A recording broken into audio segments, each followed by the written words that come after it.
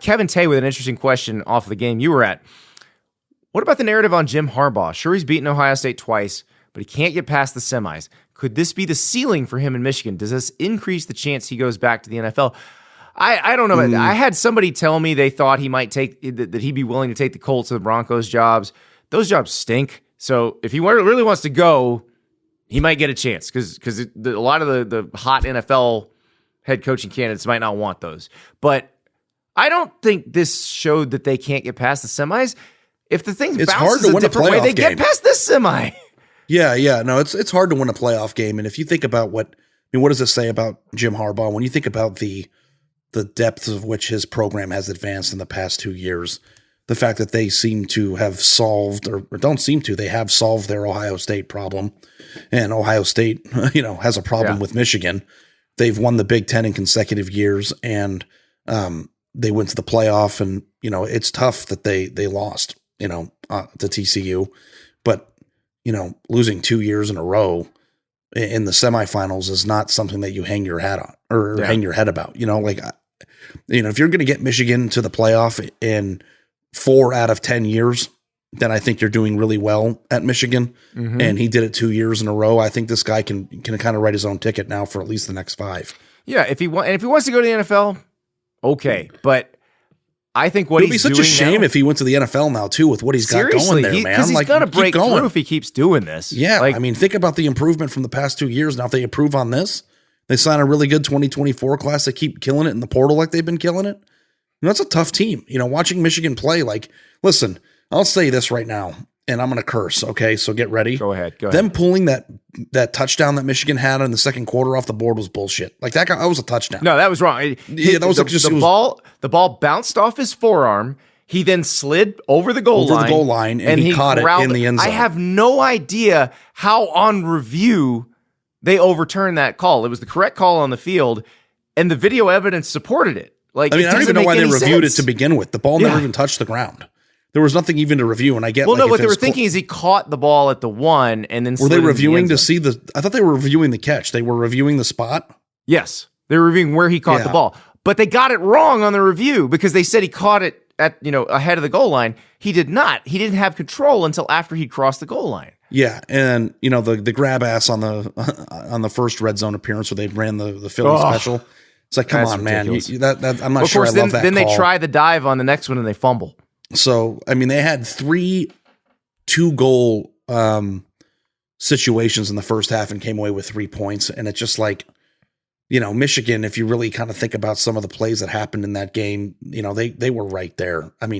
If you come away thinking that Jim Harbaugh's a fraud or that he can't win after that, then I don't know what you're watching. Every bad thing that could have happened to them in the first half happened.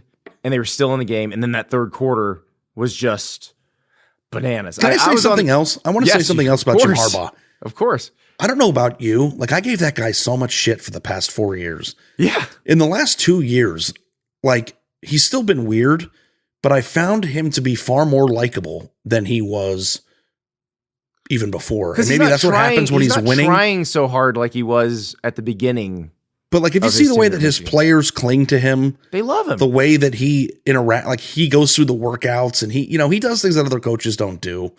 And I just kind of feel like this guy built the program the long, hard way. And he got through idiots like me talking about how bad he was for the first 5 years. He didn't respond to any of that stuff. He did things his own way and he broke through. He took half the salary. I don't know how a person could not like Jim Harbaugh based on what he's done the last 3 years. I respect the hell out of anybody. How many coaches do what he did with his salary? Not many. Scott Frost did, and he ended up losing the job anyway, but getting all the money. Jim Harbaugh is the only one who bet on himself. Took half his salary, bet himself, got the money back, and built the program that he thought he could build, to beat the rival 2 years in a row. And get to a point that we all thought was impossible. If you would have told me 2 years ago that they'd beat Ohio State twice and kick their ass twice, I would have been like, what are you, this is a talent problem. This isn't something that any coach can even fix. And he's just,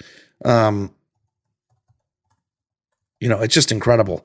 Douglas Andrew thinks it's an incredibly bad take for me to think that Jim Harbaugh's weird.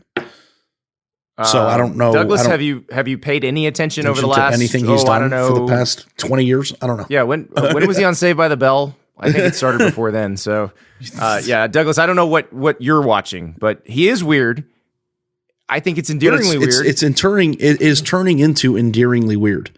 At first it was off-puttingly weird, and now that he's winning and he did what he did, like, I love the guy. Yeah.